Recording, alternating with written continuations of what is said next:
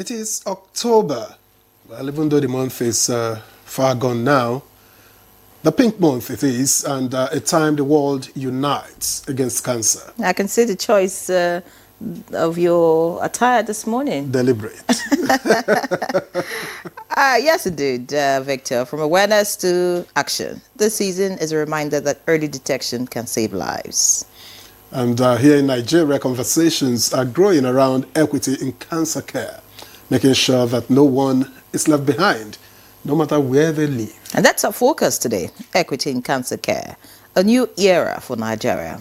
We'll hear from experts on how far we have come and what more needs to be done.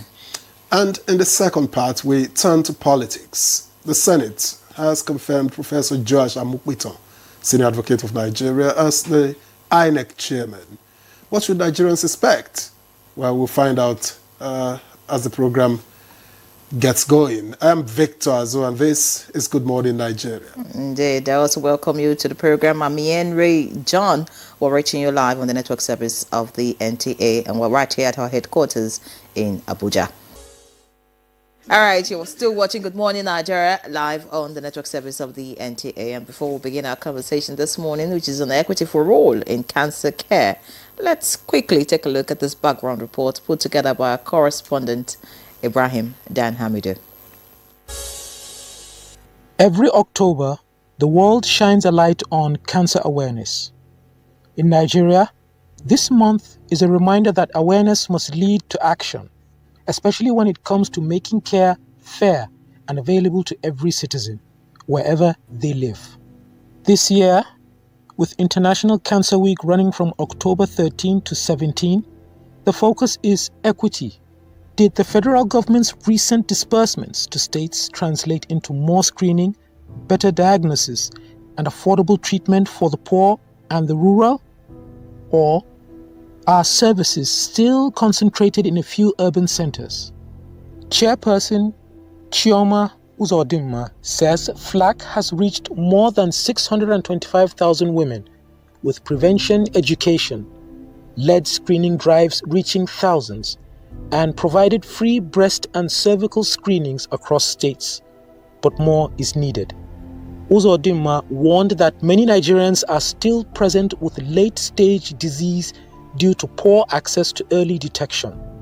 Each number is a life deferred or destroyed, she said, urging a rethink of women's health priorities in line with the National Cancer Control Plan 2023 to 2027.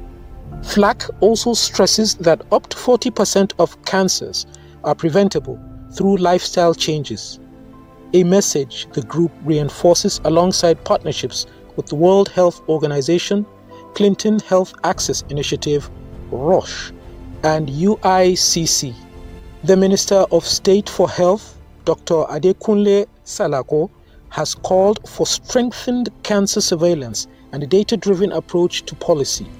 He described the cancer registries as the heartbeat of evidence-based control and said the federal government is prioritizing digital transformation, data integration, and stronger national registry networks to ensure no community is left behind. Director General of NICRAT, Professor Usman Aliyu, highlights ongoing efforts to build new population-based registries, train registry staff, and align Nigeria with global best practices. Partners like NORA and AFRCRN are supporting capacity building and regional collaboration. But experts say equity will only come with sustained funding, state-level policy adoption, and local access to screening and treatment. As Nigeria marks Cancer Awareness Month and highlights International Cancer Week, the central message is simple. Awareness without affordable and accessible services is not enough. Equity demands that diagnosis, treatment, and survivor support be within reach for rural communities, the poor, and marginalized groups.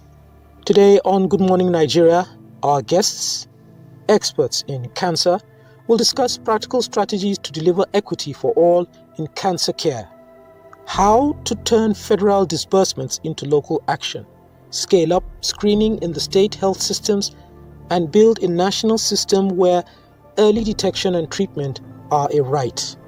not a privilege. It's a system where early detection becomes a right and not a privilege.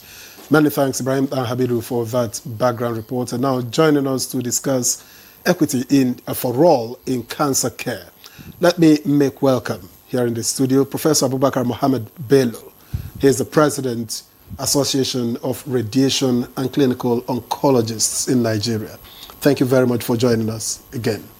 Thank you for having me. It's always a pleasure to be here to talk about something that affects literally each and every one of us, which is cancer.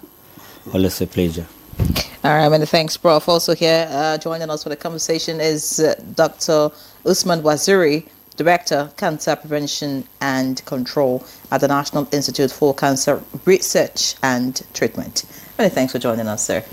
Thank you for having me. It's a pleasure to be here. All right. Thank you. Welcome, gentlemen. Let's begin with Professor Mohammed. Let's look at the big picture. When we talk about equity in cancer care, what really does it mean in the Nigerian context? So when you talk about equity, basically, you want to see that every cancer patient is taken care of, regardless of where he comes from or his financial background. So that's the equity in cancer care.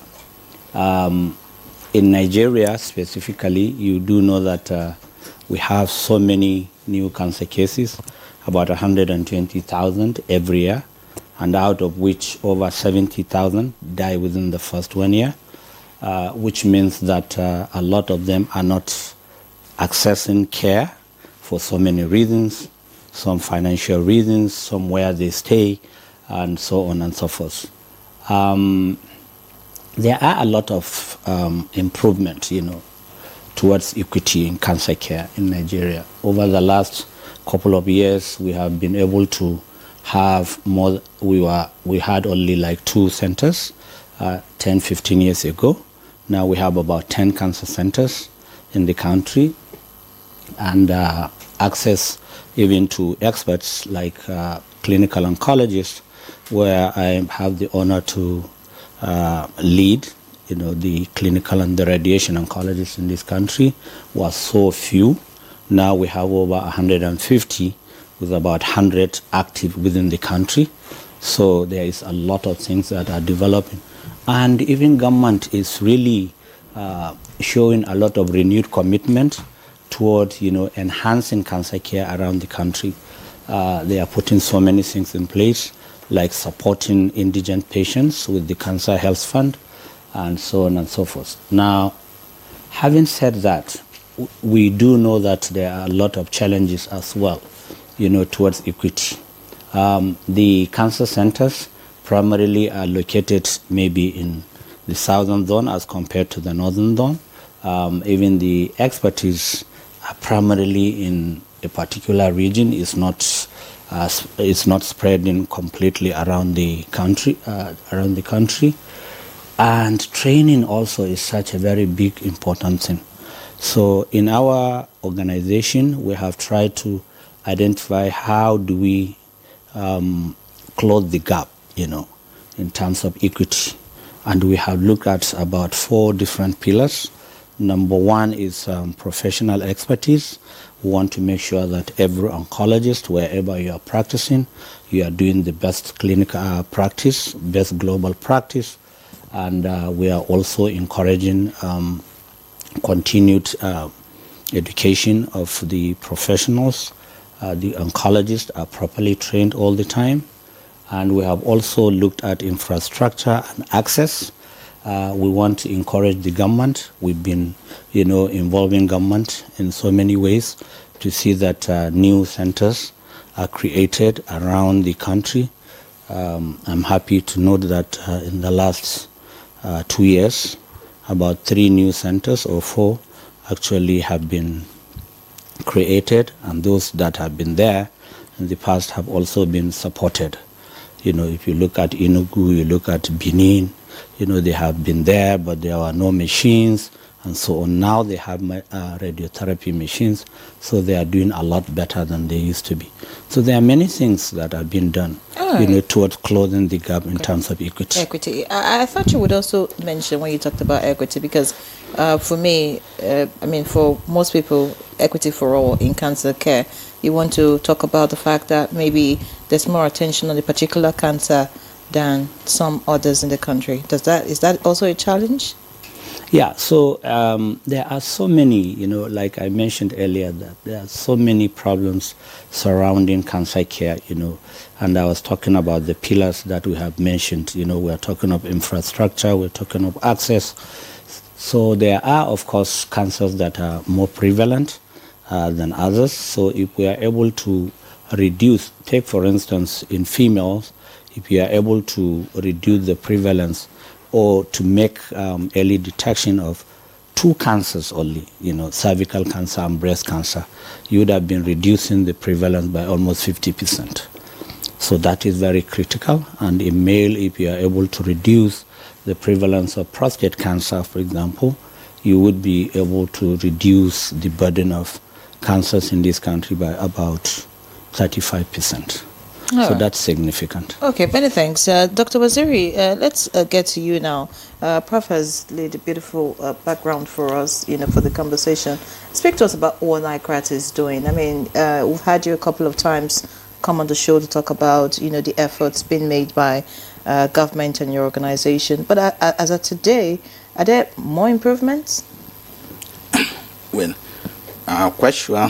Let me say, in terms of equity question, just as Prof rightly highlighted it, ensuring equitable access to care regardless of socio-economic background. And in that regard, I think quite a lot has actually happened from the time we were here till date. For example, in the area of ensuring deployment of services, cancer, across the spectrum of cancer care, right from prevention through to early detection, treatment, as well as palliative care. I think government has invested hugely in that area. The current administration, I think, for the first time, we are able to deploy. There was a capacity building regarding basic cancer prevention services, early detection, to improved outcome of treatment. And this was done last year across the 6 geopolitical zone on a pilot scale. And this year, there is a plan to improve that.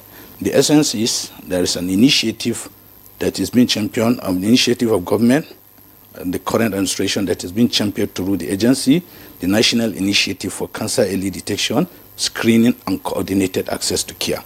And this is actually aimed at deploying cancer care services, more especially in the area of prevention, awareness creation, as well as screening, with focus on cervical cancer and breast cancer, as rightly highlighted by Prof.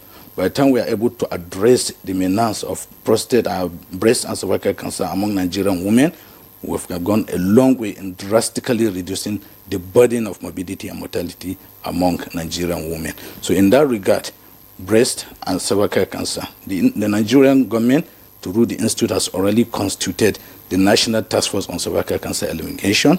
This is aimed at operationalizing the prevention, vaccination, preventive services, as well as early detection. The good thing about cervical cancer is you can detect it early, the precancerous stage. So part of the initiative is to ensure that those with precancerous stage have access to treatment and are treated effectively. Already, stakeholders engagement, mapping has already been concluded. November 17, the activities, the program will commenced. We will launch the program within southeastern region. So in that regard, that is driving access, equitable access, ensuring that the hitherto less underserved population of the country are actually covered and are provided with access to services. And that is not alone. There is effort, as I mentioned earlier, coordinated access to networked care. Why that is there, the government looked at it to address the gaps in terms of facilities, the gaps in terms of personnel. There has to be an effort to coordinate and link this screening. It makes no sense when you screen a woman or a man with cervical for cancer, and you cannot link him up with treatment. So the part of the program is ensuring that whoever got screened at these facilities for the first time, by November this year, the government will be launching 8 federal institutions, facilities, institutions with that are equipped with facilities to do high-tech screening for cancer, with focus on 5 common cancers in the country. These are breast, prostate, cervical, liver, and colorectal cancers. So these centers will now serve as hubs where patients from whatever background can be linked to and get access to care. And it's still in part of ensuring equitable access. When you deploy services, the next thing is affordability of care. As rightly highlighted by Prof, this government, through the agency, is working tirelessly in ensuring that we improve National Cancer Health Fund. Cancer Health Fund has been in existence in this country since around 2021, 2022, but with the coming of this government, efforts have been on ground to ensure that we've expanded the services, just as you said, in terms of coverage and in terms of facility centers that are under this National Cancer Health Fund. And the primary essence of that is to ensure that the underserved, the less privileged, looking at the cost of care, have access to support for purchase of care. And with that, we'll ensure that as we are screening, numbers are increasing, the government is making effort to expand this. Already, there has never been a budget line for childhood cancers. In this 2025 budget, government has dedicated a budget line domiciled at the agency to support children with cancers, because for quite some time, these are areas that have been neglected. When we talk of equity for care, you see, it's not only limited to the socio-economic background, even the age. For quite some time, children with cancers, people have not been talking much about them. As a pediatrician, I know a lot of children are living with cancer that are not only preventable, can be detected early, and has higher potential for cure. So but how soon all of this, I know the Sinker initiative is also there. Yes. How soon, or if that isn't already happening, will we begin to see impact at the patient level? Yes, this is quite a very good question. Impact at the patient level. Already we've worked on the modalities and strategy for implementation. We have been in touch with local and international partners like St. Jude Global and Nigerian Society of Pediatric Oncologists.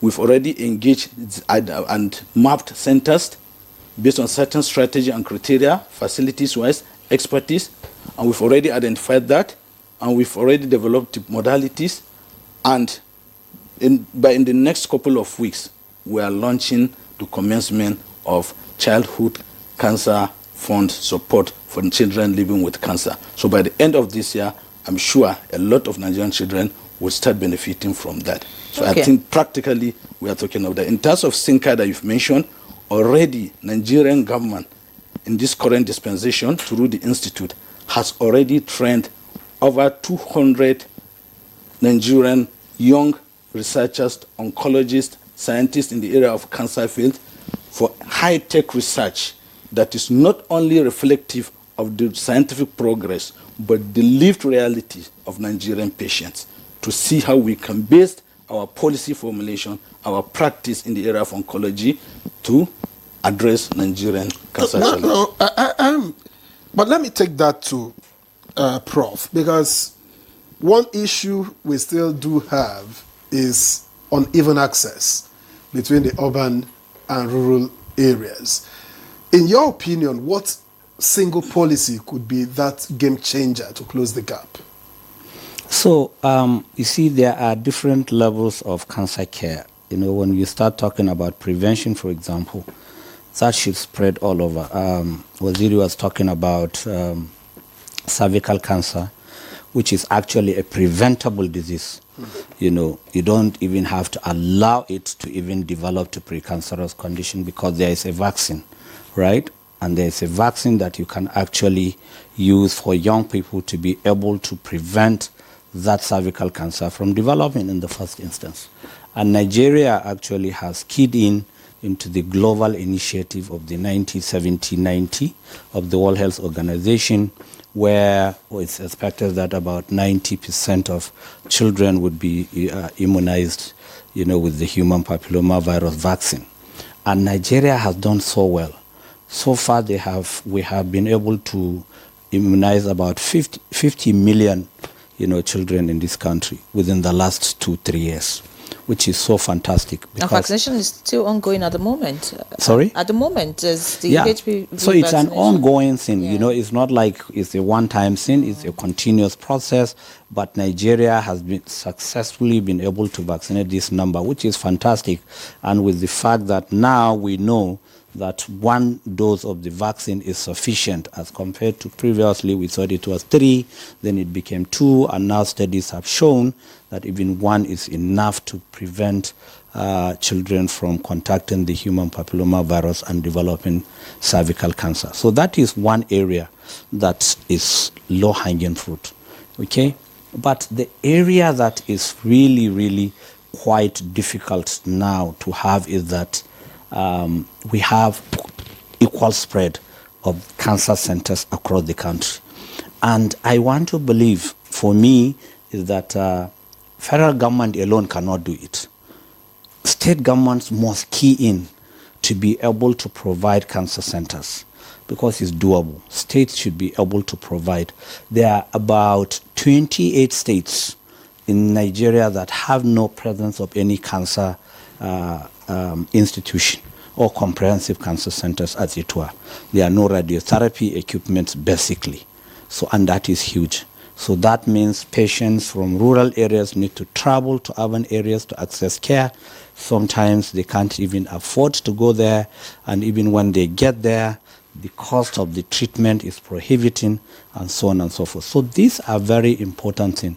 But Nigeria has developed the National Cancer Control Plan, where there are, clearly defined stages of how to close this gap, in terms of screening, in terms of treatment, in terms of prevention, in terms of palliative care. And it has been costed many years ago. But unfortunately, there is no funding, there is no backing, financial backing to be able to implement this. In this country, it has not yet been institutionalized to have screening, for example, nationally for cervical cancer. So most of the cervical cancer screening are being done individually and by NGOs that encourage cervical cancer. So it's not institutionalized, it's not a must. But it should be a must that women should go for cervical cancer screening, because this is of national importance, right? Because patients that develop cervical cancer have so much, not only disease implication, but also economic and so on and so forth. But the cost of screening is also a challenge for a lot of women. And that is why the National Cancer Control Plan has developed templates where they can crash down the cost if implemented by government. It will crash it. Take, for instance, the human papillomavirus vaccine. Until it is now implemented, it was so expensive. But now government has taken the fight and have provided all the necessary vaccines across the country. And because of that, people are keen in. So the same thing can happen even to screening of cervical cancer. The same thing can happen to screening of prostate cancer. The same thing can happen to screening of mammogram. What about professionals, in this field? I'm talking about people like you. You talked about 100. Is that sufficient? Not really. It's really grossly inadequate. But that is the story of sub-Saharan Africa, really.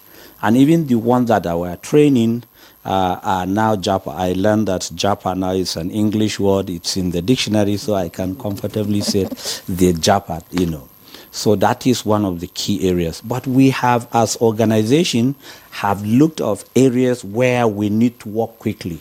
And one of it is to make sure that we engage government to provide more training, more doctors to become specialists in cancer care. And that is one of the things that we are doing. But it is so small, it is so meager. Every oncologist now in this country is taking care of 2 million people when you are supposed to be taking care of less than 100,000. So you can do the math. So everyone has a burnout syndrome, and most of them have acute fatigue syndrome. The last time one of my younger residents actually collapsed in the hospital because of overwork. There are not enough. Not enough. What about infrastructure? Here, so that we remind the viewer to send in their messages. Of course, emphasis on short messages. The number is on your screen, just so that we can take a number of them as the conversation progresses. All right. Being an expert in the field, what would you want to say? What areas should government focus on in terms of infrastructure that can help you get the job done better and faster? So infrastructure will not only entail providing equipment, it should provide training as well, because machines don't treat patients. It's the human that train. So human development should be the number one thing. And that is why we have gone to make sure that there is an established training faculty in the National Postgraduate Medical College, as well as the West African College of Surgeons, that are primarily training oncologists like us, that are using radiation therapy, chemotherapy, targeted therapy for the treatment of cancer. And we don't only do that, we do advocacy, we do so many other things, engage policymakers to make sure that these things are institutionalized. So that is the first most important thing. Because when you talk of infrastructure, generally you are thinking of providing machines, radiotherapy equipment across the country. Where are the people that will man those machines? And how trained are they to provide those services? So these are the most important to my mind. And in fact, for our organization, for our association, what we think is the low-hanging fruit is to train people, more training in oncology departments. If you go to most of the centers now, you'll be surprised that there are very few residents. So as a professor of oncology, I still do the same thing that I have done 20 years ago. Sometimes I clerk patients because simply there is no one to do it. And I work with only one resident most of the time, when I should have about 10, 20 so that they will learn what I have learned over the years. But simply the doctors are not there, and government should make concerted effort to employ more. When you talk about the professionals, is it just the doctors? What about the technologists, the technicians, those who deal with the machines you're talking about, yes, right? So I'm talking, from up and down. So I'm going to come down. The position of leadership always is with the doctors. So that is why I'm concentrating, and that's the association I'm representing. But suffice to say, you're absolutely right. You're absolutely right that it's not only technicians. In fact, there are a lot, support staff. Support staff is very critical, and they are dwindling. About 3 of my medical physicists at the National Hospital just walked away about a month ago and got another job in the UK. They didn't walk away, they flew away. Well, all right. There's so many words that can be used. Let's talk about... And one individual now is supposed to continue their job. And there is no replacement. And nobody is even talking about it. Nobody is talking about it. How do we replace these people? And the work keeps piling up. And he had to go for a training in South Africa, and we had to keep some of the treatments until he comes back, because there was nobody else to do it for them. But replacement naturally will come from the universities. I don't think there's anywhere else to get replacements from. Excellent. You train more, you keep excellent. training. So and they are training, right? No. So excellent. Yes, they are training, but they are not enough. And a lot of them are not being employed. And that is why we are talking of government making concerted effort. Okay. We must make concerted effort to train. We must make concerted effort to employ. Okay. If you train and you are not employing, then it's as good as you are not doing anything. All right. Dr. Waziri, let's talk awareness, which remains a challenge, I mean, especially among low-income communities. So how can traditional and the social media be deployed to drive early detection and support systems more effectively? Yes. Awareness creation and public education, generally regarding in the areas of health and specifically cancer, is really very strategic in terms of raising and improving people's perception and attitude towards the disease. And in that regard, our government is doing a lot, and there's still more room for improvement. Like currently, we have a plan, a costed plan, funded by government, about to be rolled out. Also, in the area of multi-pronged approach to awareness creation.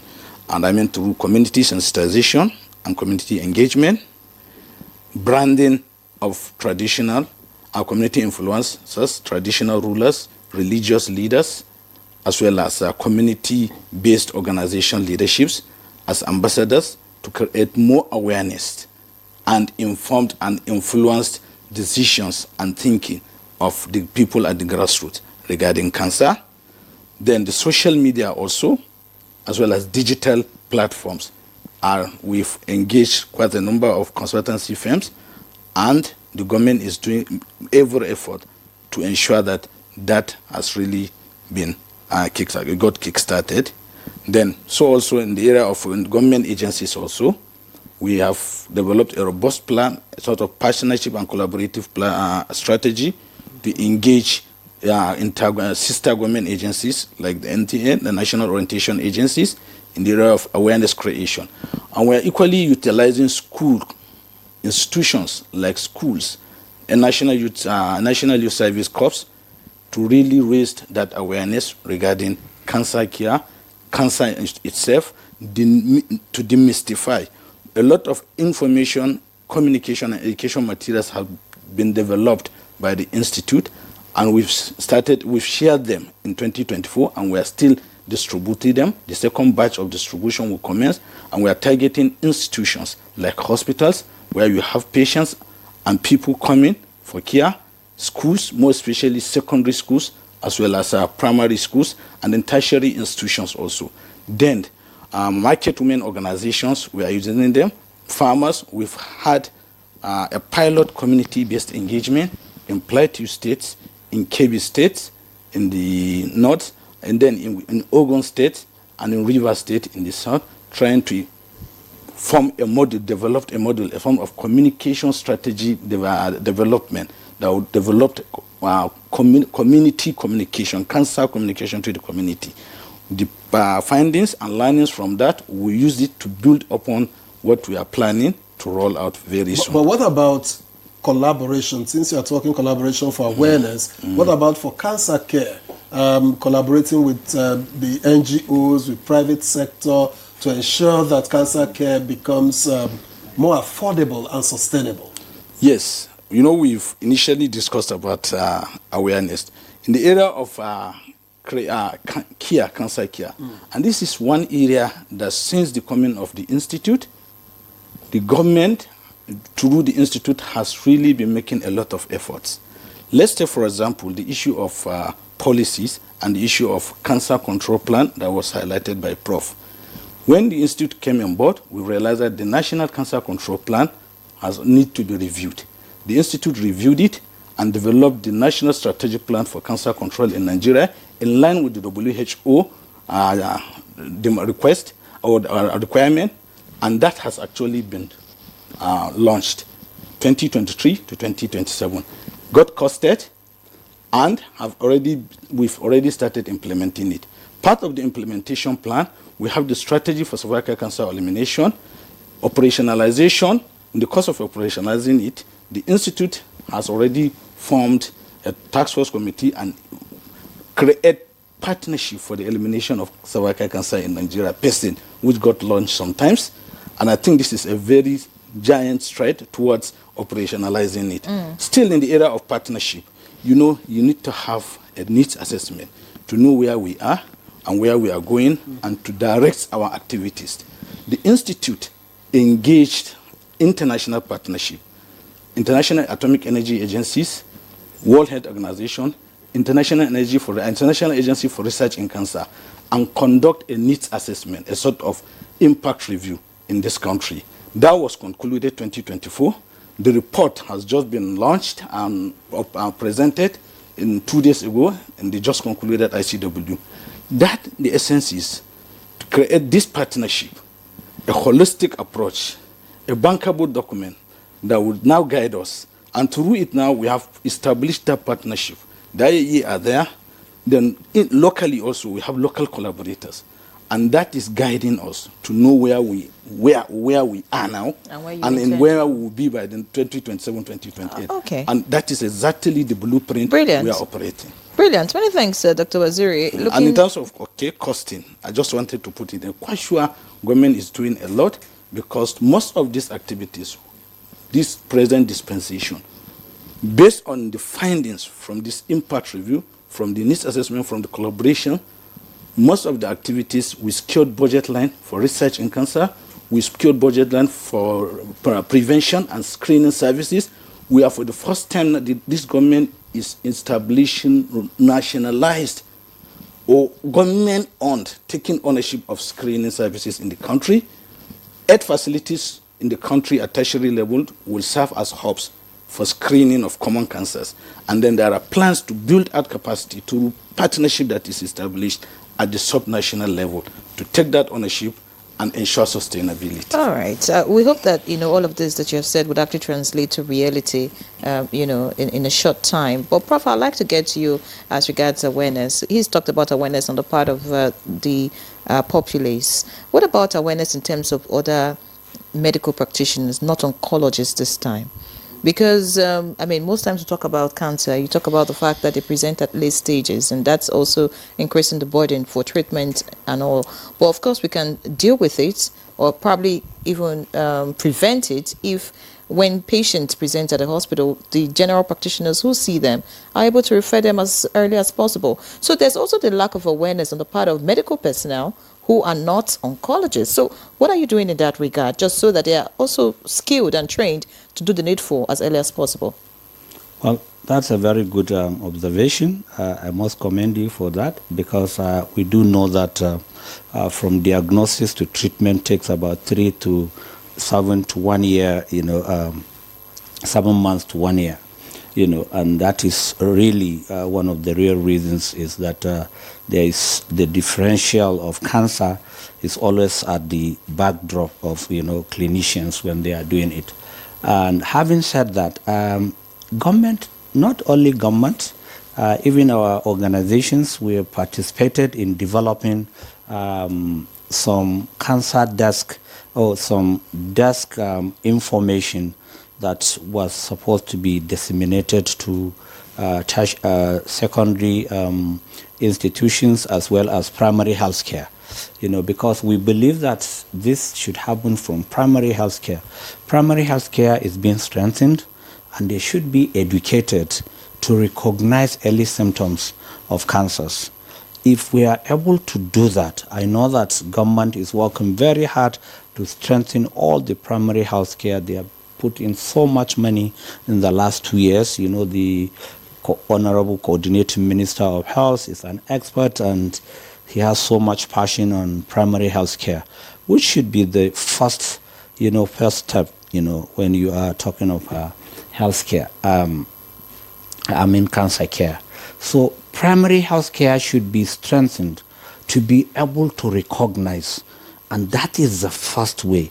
And we must develop the referral process, where when somebody has index of suspicion, is able to send to the appropriate quarters.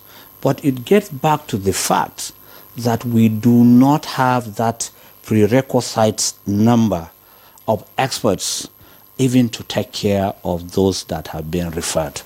So there is that disconnect as well. And yes, there is continued medical education, not only for oncologists, but for general practitioners. We have been doing that. We have been doing webinars from our organization, from our association, to educate other doctors how to recognize early symptoms of cancers and to refer them to the appropriate quarters. You know, we are usually at the receiving end, because when you look at the chain of, the process of making a cancer diagnosis, before it gets to the oncologist, who is the last person on the chain, it takes several months. Now, you recognize that there is a symptom, you have a lump, somebody feels a lump on the breast, he's sent for mammography, the mammographer will do a mammography, and he will now send it for biopsy, and then the biopsy, will be, that biopsy specimen will be sent to a pathologist. How many pathologists do you have in the center, and how long will it take for him to make a diagnosis before they are now sent to the surgeon or sent to the oncologist, as the case may be. So it involves a lot of professionals.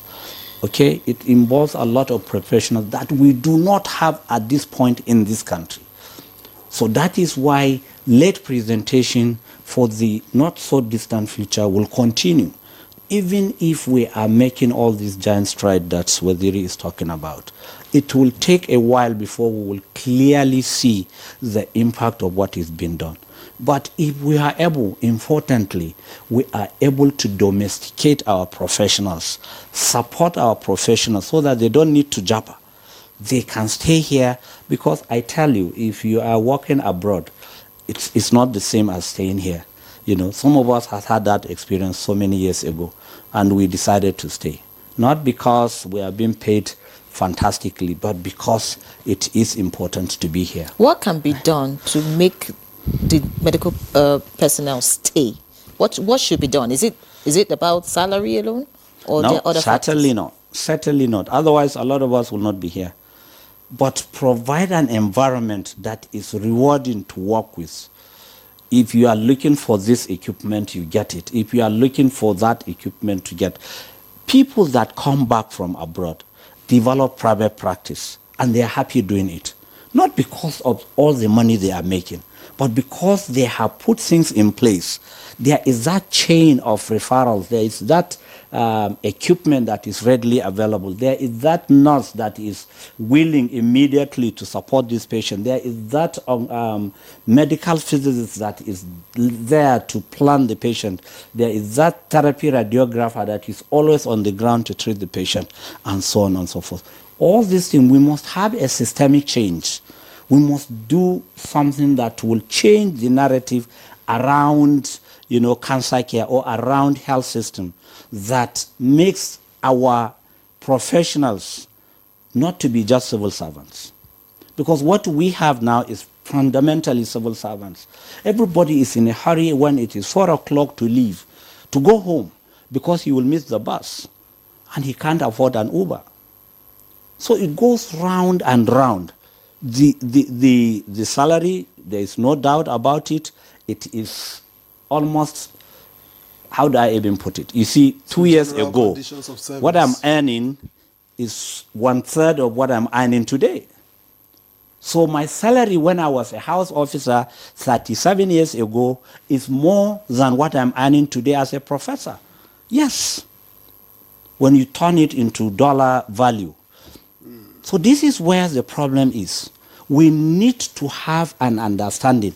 People complain they are japa, they this and that. How much money do they make there? But you see, and there is no, that's why I said it's easier to stay here. A little push from government, will make Nigerians to stay, because we love this country. Nigerians are the most proud people on earth. Anywhere you go, anywhere in the world, you see a Nigerian, he will be proud to say, I'm a Nigerian. Anywhere. But there are certain things that we must put in place. And some of it is around not only around salary, but making the system work. Our health system need to be looked at. And that is why we are developing next year, hopefully we are doing a national oncology summit where we'll invite stakeholders, we'll invite government, we'll invite partners, the IAEA. They have programs that we have not keyed into as a country, where we can get support. There are so many of them. So if and you have we're not to, talking about it. If you have to, Prof, identify one priority that could define Nigeria's cancer response in the next 5 years, for the next 5 years rather, what would it be? We're running out of time. Let us develop comprehensive cancer centers, one at a time, which we do not have. What we have today is cancer departments in teaching hospitals. It is not the same.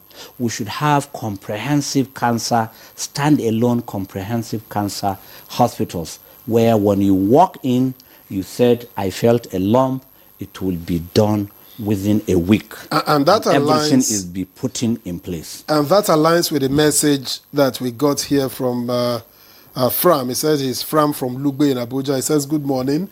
Regarding this morning's conversation on cancer, we have a cancer center in Lugbe, Airport Road, that has been locked for years.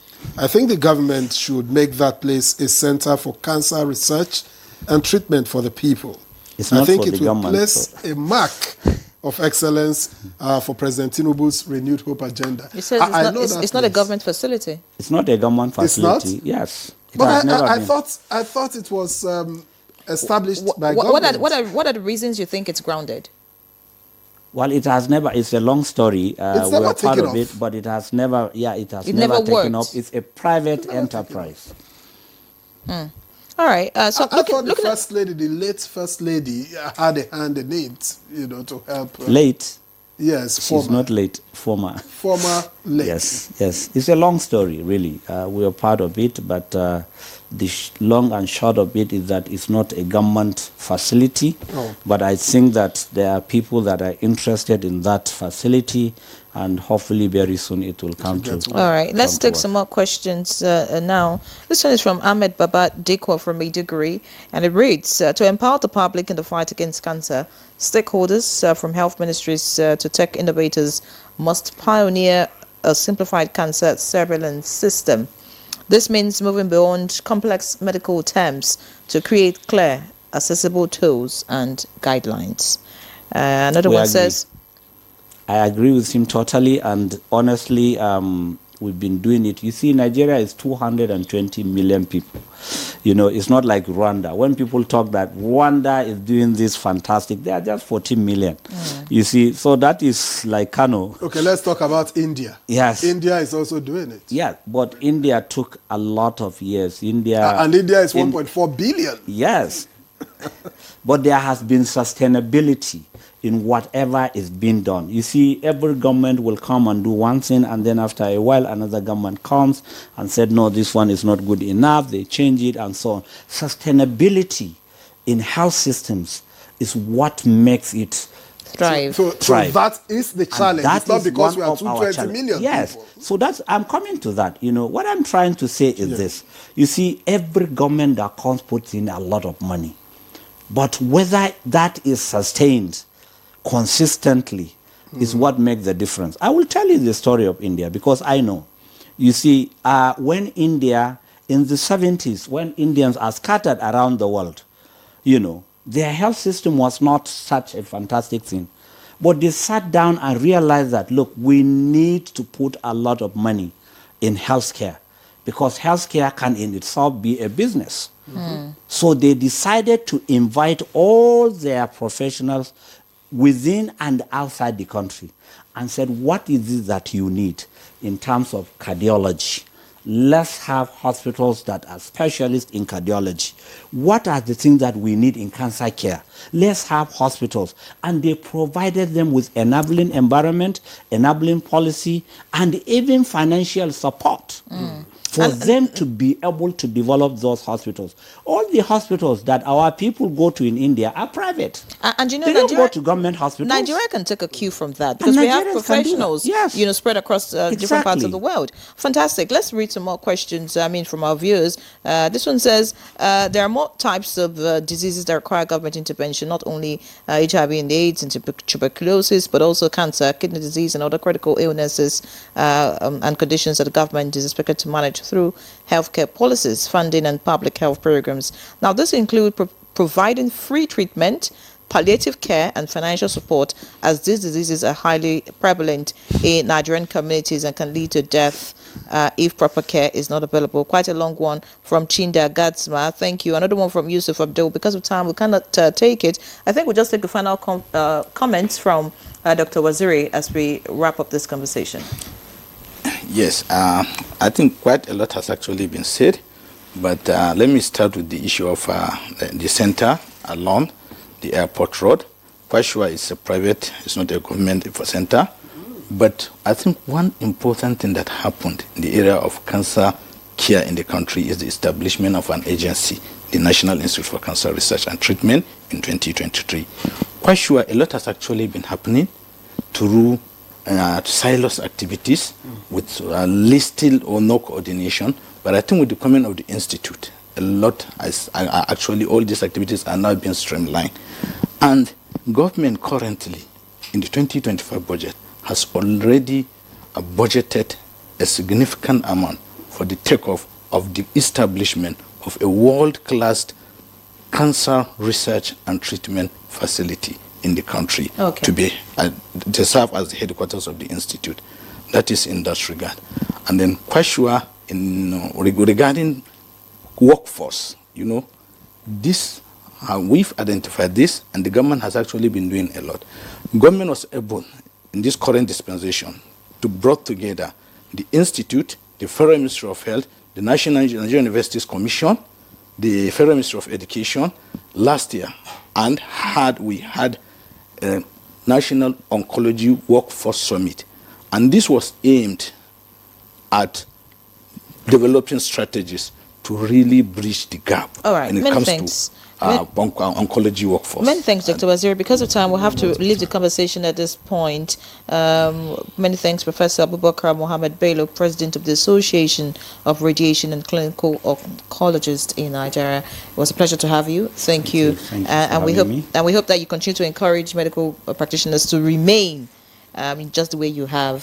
Thank you so much. Dr. Usman Waziri, Director, Cancer Prevention and Control at the National Institute for the Control of for Cancer Research and Treatment. Many thanks for being our guest. And yes, keep up the good work. We hope to see you some other time to hear all that your organization is doing.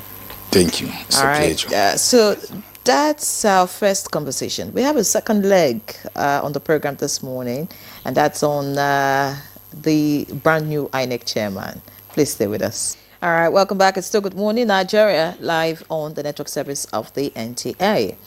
Yesterday, if you watched the Nigerian Television Authority, of course, you would have seen the Nigerian Senate confirming Professor Joash Ojo Amukwetan, SAN, as the new chairman of the Independent National Electoral Commission, INEC. Well, a major development it is in Nigeria's electoral journey.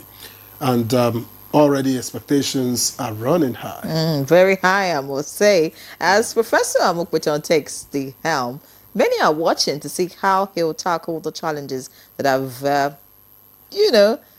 ravaged, or if you like, dealt a very big blow on the commission through the years. Organizing credible election is one, restoring public trust in the electoral process is another. It's a huge responsibility, I must say. And so today we'll be exploring what Nigerians expect from the new INEC chairman, the priorities he should focus on, and how he can redefine electoral management in the country. And joining us to share insights are Dr. Aminu Hayatu of the Department of Political Science, Bayero University, Kano. A pleasure to have you on Good Morning Nigeria. Good morning. Thank you for having me. All right. Also here for the conversation is Chief Ezenwa Nwagu, Chairman Partners for Electoral Reform and convener Say No Campaign Nigeria. He is also here for the conversation. Thank you. Good morning. Good All to right. see you again. Welcome, gentlemen. Let me begin with Dr. Hayatu. And of course, what do you think should be Professor Amukpiton's first line of action as he steps in as chair of INEC? Okay, thank you. I think for me, most of the time I wonder even why it's an issue when we have a new INEC chairman on board to lead the electoral empire, and then it becomes an issue to say there should be something different. For me, the body is established by law, and anybody who finds himself to steer the affairs of that body should just walk by the law. So if we are really developing new expectations every time there is a new chairman on board, it means that many things are wrong when in the course of leading that organization. And I think this fundamentally raises the questions, about how well, the electoral empire actually, is being able to carry its responsibilities, under the leadership of the INEC chairman. And I think one of the expectations is that Nigerians are still not very confident in the way that some elections are conducted in this country. Because if you look at, post-electoral reactions, you see that from the courts of law, to sometimes even protest about the way certain elections have happened, and the general dissatisfaction. If you go to the media, you see people coming up to complain that, some elections are conducted not in accordance with the provision of the law. So the expectation of the new INEC chairman would be to really sit down, sit back and look at what has gone wrong before he joined the commission. If he doesn't get it right from the beginning, there are a lot of expectations from Nigerians as we are heading towards 2027 election. And already many Nigerians are of the opinion that the INEC is still a body that serves the party in power. Mm-hmm. So to be able to debunk that assumption would be to practically showcase to Nigerians how INEC can be a neutral body in conducting the elections. And even the question of capacity, because INEC is one of the few government bodies that are giving all that they ask for. You don't get to see them complaining about funds, about anything.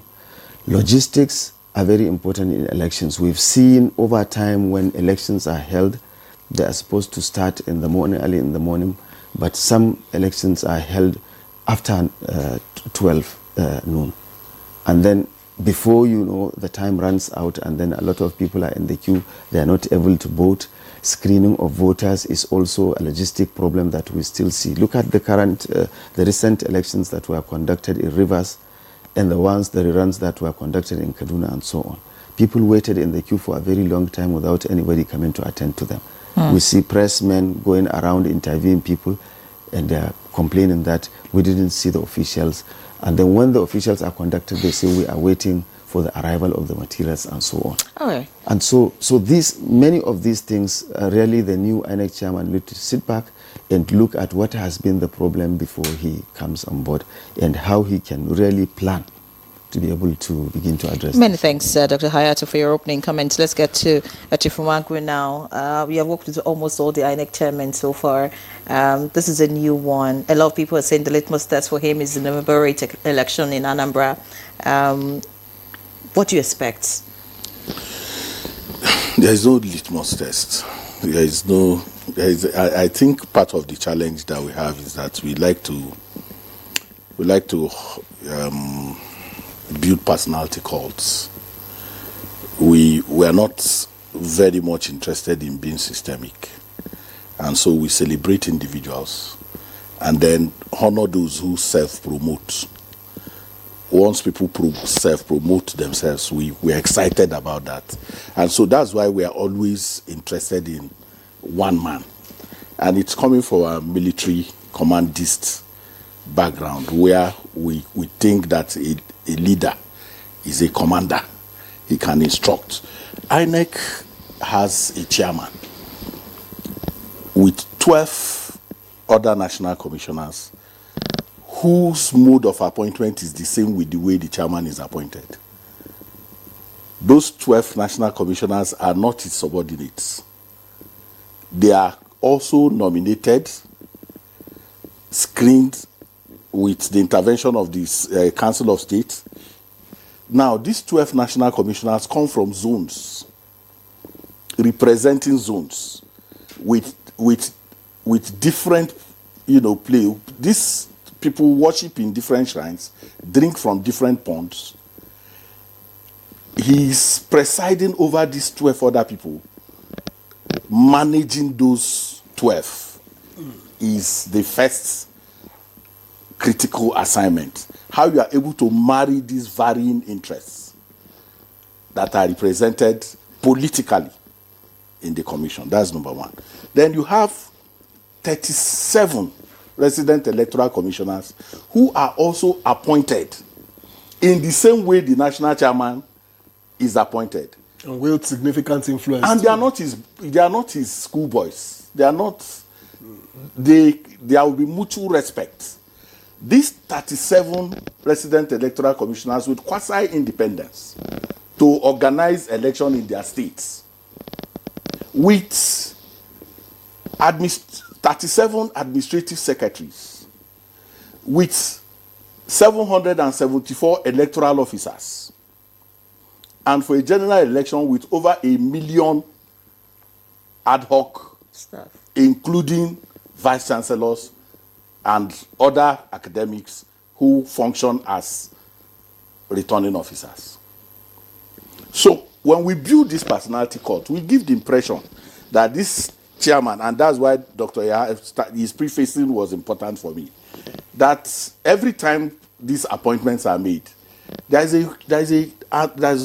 furor that comes with it. Oh, what are the new expectations? As if he's a major general that will simply now start. He has to navigate certain minefields.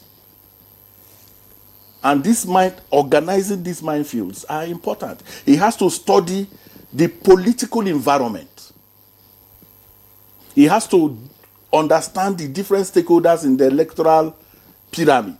But he doesn't have time to do all of this before Anambra. Anambra work has finished in Anambra. He's not the one conducting Anambra election. There is a national commissioner in charge of Southeast. Okay? If there are 10 things to be done, 8 has already been done in Anambra. He will go and attend stakeholders meeting. Meet the different stakeholders, do the photo ops, and come back to Abuja and stay in a situation room. The foot soldiers are the resident electoral commissioner, the EOs in the 21 local governments, and the presiding officers in the 6,000 polling units that you have in Anambra State. These are the guys who are going to be conducting elections. And you know what happens, Victor? We give these people comfort. They are off the radar in spotlighting. So whether we are looking at election manipulation or good organization of election, they are not in the focus. because the INEC chairman oversees and ensures they do the right thing. So they are overseeing. You are overseeing 21 EOs.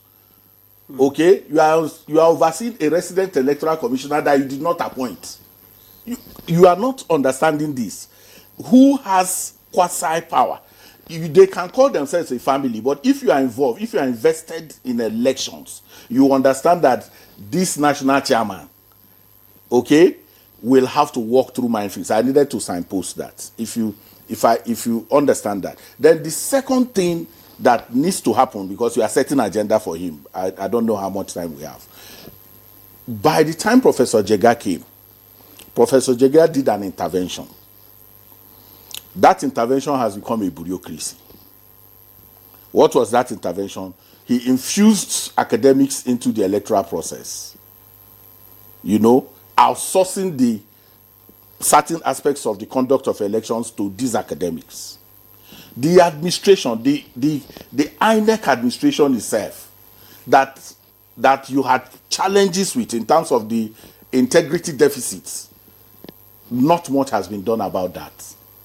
Do you understand what I'm saying? So those academics now, the politicians have now become very interested in who becomes vice chancellor, in who becomes that process. They have completely ambushed it. Are you saying it is because of INEC? Because the guns of that infusion is now facing us. A lot of work needs to happen in strengthening. And let me give you the NAFDAC example. When Akwili came into NAFDAC, if you remember very well, there were no people came from outside. What happened was motivation for the staff, training, and discipline. And she scored that high point that we saw during her tenure in. So the infusion of the academic, the politicians contribute 90% of the challenges that you have in elections. And Professor Amupiton needs to do well to understand their ability to subvert the process and find out the linkages of this chain that I talked about. If you are talking about election manipulation, where does it happen? Does it happen with the 12 national commissioners? Does it happen in operations department? Does it happen in procurement? Then you come to the resident electoral commissioners. Subnational elections are as good as the resident electoral commissioner. If a resident electoral commissioner is invested in giving credible elections, you will have one. If he or she is not interested in that, you are going to have challenges. You saw it in Adamawa, you saw it in Sokoto, you saw it in Abia in the general elections. So we need to really take time out to understand that it is a whole movement, and that once, let me give you what I'm saying. I've seen a resident electoral commissioner who was giving money to procure vehicles. No, procure vehicles for the vendors who will carry materials from one point to the other. Let's say he's told to get 120 vehicles and he gets 50. You're already having logistics, nightmare already. Because what then happens is that the money for the 120, he will find explanation for it. And then you will not be able to move materials from one point to the other. So you are in Abuja saying you have released money. Then the money gets to the EO. The EO also decides to bring 30 vehicles instead of 50. This is the Nigerian challenge. So you can sit in Abuja and pontificate the much you want. If those foot soldiers are not aligned to certain kind of values, then you are not going to. But you just mentioned some resident electoral commissioners who didn't do the needful. For example, the who Adamawa. May not do the needful. I mean, in the past. I'm talking in the past. Yes. Like the Adamawa example you gave. We saw that, I mean, INEC headquarters, or if you like, the INEC chairman at that time, was able to set things right. He didn't. That's what these interventions, the law was what gave INEC power to now do so. And that was what Dr. Hayatu was talking about. The new law gives INEC the power to intervene and review. It was not there until Electoral Act 2022. Now INEC can say, stop, let us take a review. So those elections were reviewed. The Obingwa, what happened in Obingwa local government was reviewed by INEC. Okay? What happened in Sokoto was reviewed by INEC. What happened in Adamawa was reviewed by the power conferred by the Electoral Act 2022. That power to do, I think it is section 65. Okay? So the point is that the powers, I'm just giving you that election manipulation or good conduct of election is not a one-man business. That's the point that I'm trying to make. Anyways, but the body language of that one man sometimes can, help those. What is body language? Oh well. Well. That's body language. Back in this conversation, he's talked a lot about. Well, Yere was making was referring to body language. I don't know how much that could boil a cup of water. But his background as a lawyer, much more a senior advocate, a lecturer, well, we've always had academics, for quite some time. How do these prepare him for the task ahead? Well, for me, we should pay more attention to his personality as an individual, yes, which encapsulates a lot of things, including character, including his professional, the advantage of his professional calling, as you mentioned, and then many other things. Because if you check the qualities that are required of an INEC chairman to be in place, it's not someone you should doubt about his capacity to perform by the time they are accepted to be in that position. So the expectation is that even if, in fact, that is general for all leadership positions, by the time that the integrity and the quality of that person as a leader is confirmed by everyone in the country, and even including the people he's leading, there are slimmer chances that people could compromise under his leadership.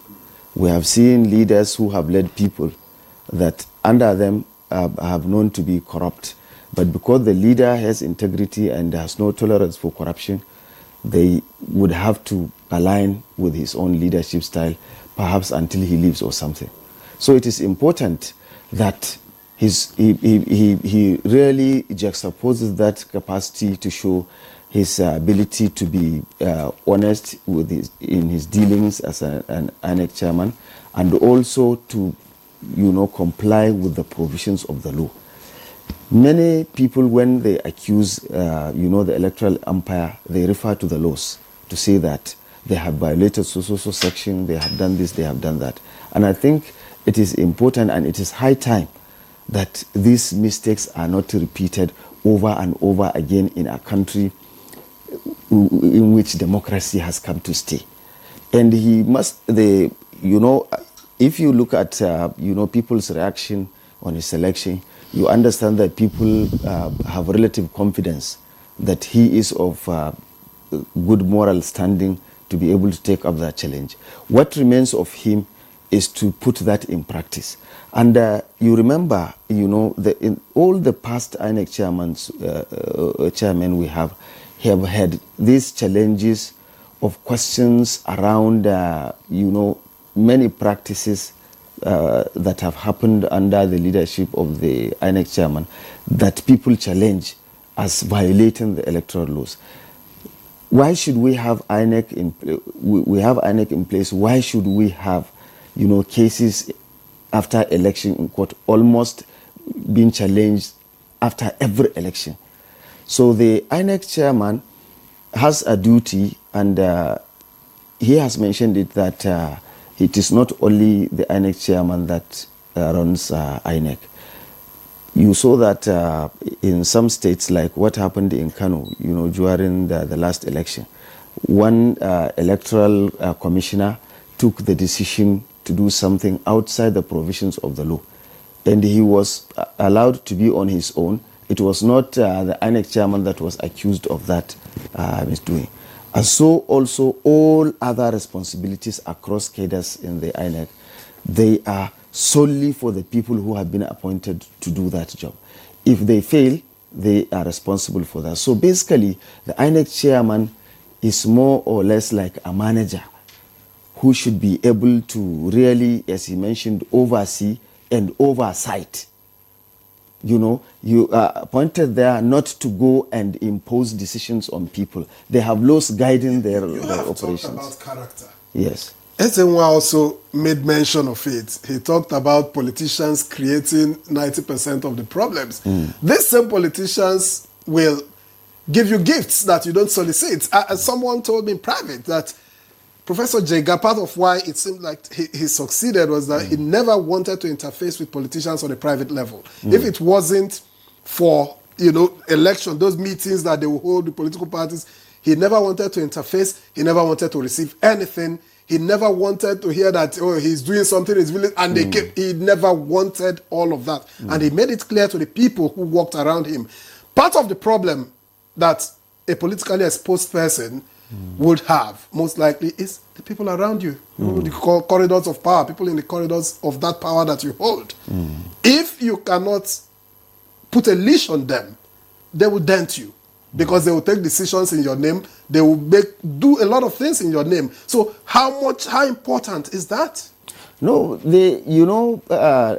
like I told you in the beginning, the problem in Nigeria is that we see people in the position of power, but we don't know what is in their mind. If an INEC chairman is in place who is supposed to be neutral, apolitical, non-partisan, and is supposed to really manage the affairs of the electoral empire, they have no business with politicians whatsoever. The only business they have with the politicians is when they try to, relate with them based on, the provisions of the law that, yes. But the problem is that we see in all the things that are happening in Nigeria, we see tendencies where when you see elections conducted and you see the responses by some, by INEC itself on certain electoral matters, you get to wonder if there is no connivance between such politicians and those people. Okay. So the INEC chairman's integrity is important. If he accepts not to be, to compromise, it is easy, just like you mentioned, Jega did it. Although we cannot, what we see is what we can see. Exactly. So it is important. Many thanks, Dr. Hayatu. Let's get back to Chief Izinwagu now, as we begin to round up the conversation, of course. Rebuilding trust and credibility is a major issue. A lot of Nigerians just don't trust the system anymore. They don't believe that, credible elections can come out from INEC that we have. What would you expect the new INEC chairman to do in that regard? And then talking about technological advancements, are there improvements you would want to see with him being in power? First, thank you. Let me say that 70% of the litigation after election are internal party issues. They are not the conduct of the election itself. And we are not paying attention to that. I just wanted to put that out. Most times when you see the court cases, they are not for the conduct of the election. They are either replacement of candidates and all those issues that. So if you have 1,000 cases, you may just find out that it is about 200 that have to do with conduct of elections. That's number one. Number two is the fact that integrity, trust, is not an election issue. Go to the ATM, watch people at the ATM. Nigerians will slot their card, money will come out, they will stand in front of the ATM and still count.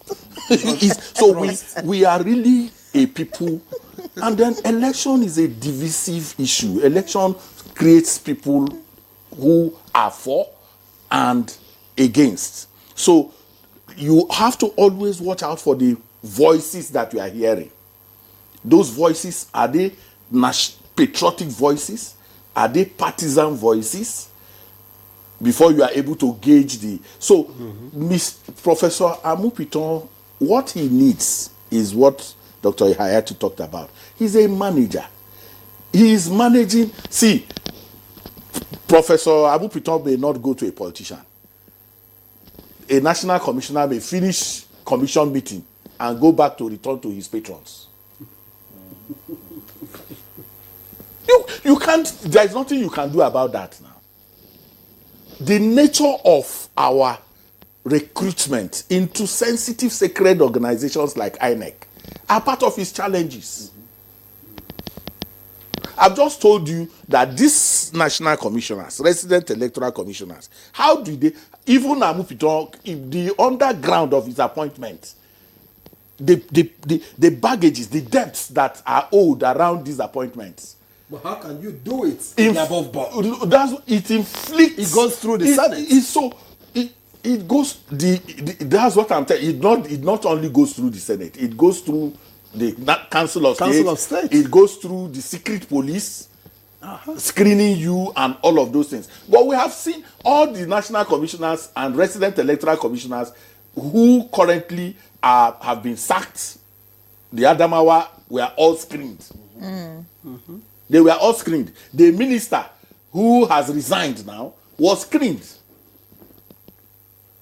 So what's the challenge? So the big challenge is institutional until we become systemic in our thinking, in getting a system that even if you are appointed, you fit into that system by law, not by your whimsical, whether he's a good man or a bad man. We are always assessing in terms of whether he's a good man, he's a bad man. So some have even said, why does it seem that only academics have the integrity to be in certain positions? No, that's what I'm saying. Because it's a funny thing. We need to begin to look much more into people fitting into institutions in a way that they cannot maneuver. So my answer to you is that integrity, to show up integrity, is to talk more, to communicate more. Let me give you an instance. Dr. Hayatu said, the ruling party. In 2013, 2014, when the APC was looking for registration, it had not been denied registration, but it came to the media and said that INEC was already a merger with the PDP. Government. By the time it got its registration, in 2024, 2025, we have not completed registration. People have already said, INEC have denied us registration. All that put into the public space is what eats into the integrity of institutions. So there are people whose job is to impugn on the nature, integrity of institutions when it does not play their own game. And politicians are adept at that. The same politician who comes to corrupt the INEC official will, if the INEC official refuses, will not go and say, I was refused. He will say he collected from my opponent. That's why he refused. So we have, now 2023, finally for me before, in 2023, this INEC presented Nigeria with the most diverse National Assembly since we came to this democracy, by having, opposition political parties. If you have a Labour Party win election and is in the National Assembly, who conducted that election? If you have NNPP, we win election in Kano, when there's a dominant political party at the top, winning election in Kano, and the election was not stolen, who conducted the election? If the president of the country lost Katsina, his home state, if the president of the country lost Kaduna, where he almost had a cult image, if he lost Abuja, where he works, to opposition political party, you have to be careful in talking about the shifts that are already taking place in terms of competition.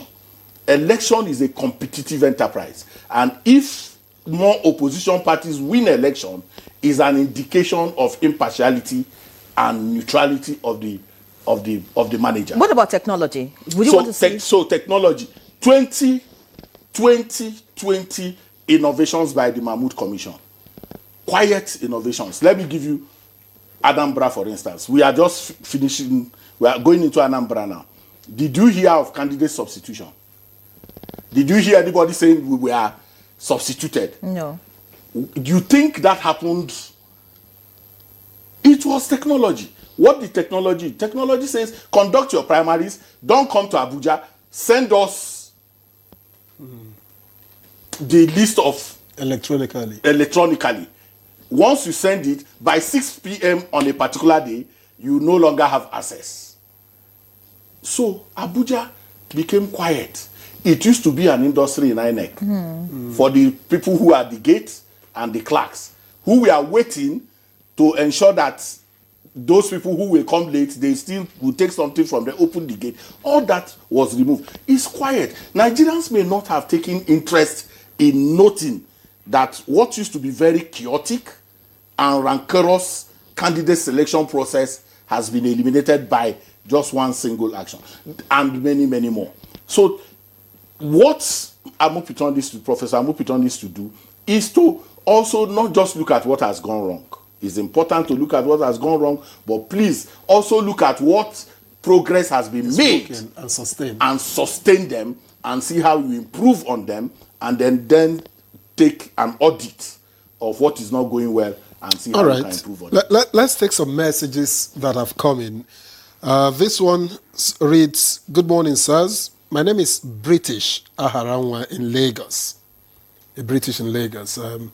I don't believe there will be positive expectations if the electoral reforms are not implemented. That's my candid opinion. Okay. And from Jonathan in Kuje, Abuja, "I hope and pray the new INEC boss should not betray the trust and confidence reposed in him by the citizens. Let him meet the yearnings of the electorate by conducting free, fair, and credible elections across the country. I wish him a hitch-free tour of duty." And finally, from Olaiton Akinwumi in Ekiti, Dr. Olaiton Akinwumi, "I would like to extend my congratulations to Professor Joash Amukpito on his new role. However, I have a question regarding the appointment process for INEC chairman. Given that there are 12 INEC commissioners who have worked alongside the outgoing chairman and have gained valuable experience, why wasn't one of them considered for the position instead of looking outside for a new candidate every 5 years?" Okay. All right, more questions. I'm sure you just respond together. This one says, "We should give INEC the benefit of the doubt. I pray that God will guide the chairman and grant him the wisdom and courage to do what is right for our nation. Leading Nigeria is never easy. No matter what you do, there will always be criticism. May God strengthen him, help him to stand for truth and justice, and use him as an instrument for free, fair, and credible elections." And that's coming from Muhammad Isa from Kogi State. Another one is from Engineer Akeju Olagbaju. It says, "I watched the screening from the beginning to the end. Yes, he has a good resume, but evaded issues that related to his vision for a new INEC. And did it tell Nigerians how he planned to make INEC truly independent and partisan free." Another one says, "Good morning to you all. Please, the new INEC chairman should try as much as possible to make sure that INEC is truly independent, as the name implies. He should also make sure that he will not be a rubber stamp chairman, and that the technical glitches that happened in 2023 should not happen again. Thank you all, and God bless Nigeria." Richard from Onitsha in Anambra State. I'm sure you want to respond, Doctor, before we get to Yes, I just want to say that, in democratic electoral politics, it's always important to look at antecedents, of whoever is appointed into a position. Well, just a minute. Do you agree with Ezenwa's point that the trust issue is a Nigerian thing? It's not about how the institution has presented itself in the past. No, the trust issue is also very, very relevant, because of the Nigerian problem. Because in Nigeria, where there's already all this outcry widely that, corruption everywhere. So you need to give, people the confidence that the person you are bringing on board has some level of integrity, that he can be It's incorruptible. Yes. No, not incorruptible, because you cannot determine. The only thing you can do is to say that he's relatively, that's why I use that word, is relatively reliable. By all measures, you want to look at his character, his antecedents, how he has conducted himself in the university. He was a member of committees. How did they do that? They were given assignment and all that. Antecedents. But can't that change? Democratic. No, whether it will change or not, it's not, nobody can know. There must be a basis upon which you build your assumption to bring someone on board. That is why, in fact, one of the commentators, just because you didn't ask me a question earlier on about this electoral laws, the Nigerian government is refusing, to pay attention to electoral reform. The Eradua Waste Committee, that report, I saw the report, I saw the white paper, very, very beautiful recommendations, for the improvement of the activities of electoral empire in Nigeria for the purpose of integrity and conducting elections generally. But we are not implementing that. Let me give you an example. I am not happy with the process of selecting an INEC chairman. Because if a sitting president is the one who is going to look around and select. But who will pick? Somebody has to make the call. What I'm saying is that in that electoral reform, it will not be the president that will do that. Ooh. It is a combination of the judiciary, the members of the Supreme Court, and some other identified within the Nigerian state that are reliable, that are going to, those ones are not for elections, because we do not elect the judge of the Supreme Court. Those people will come and naturally go, and the other new people. Yes, new but people the point, come. the point is that I don't, because once someone has a responsibility and who has interest in the same election that is coming up, then there is a tendency that that person may be favored. All right. So that's why I have serious concern. Interest can also be by proxy, right? Yes, Dr. Hayatu, you see, the challenge with us is that the institutions that oversight these appointments, they relict their responsibility. See, if Dr. Hayatu is nominated, the president sends Dr. Hayatu's name to the DSS and say, I want you to check this man out for me. And the DSS comes out with, say, excellent. Oh, correct. Or even says No. Not good. not eligible. It's secret. We don't know what that report is. We have to demand transparency in this kind of, what did the secret police say about this nominee? Then he comes to the National Council, Which is of State. And this National Council of State consists of the people you are talking about, former this, former that, former head of state, former, and they give us unanimous. No. Unanimous. And then we go to the place where the real treadmill Senate. of scrutiny should happen. The Senate. The Senate. And the Senate has committee on intelligence, committee on fraud, everything. On committee everything. on We're out of time. all coming together and saying it's good, even if you take it to NJC, which is the recommendation of ways. The NJC is not impermeable to the overwhelming pressure from, the appointee that you talk about.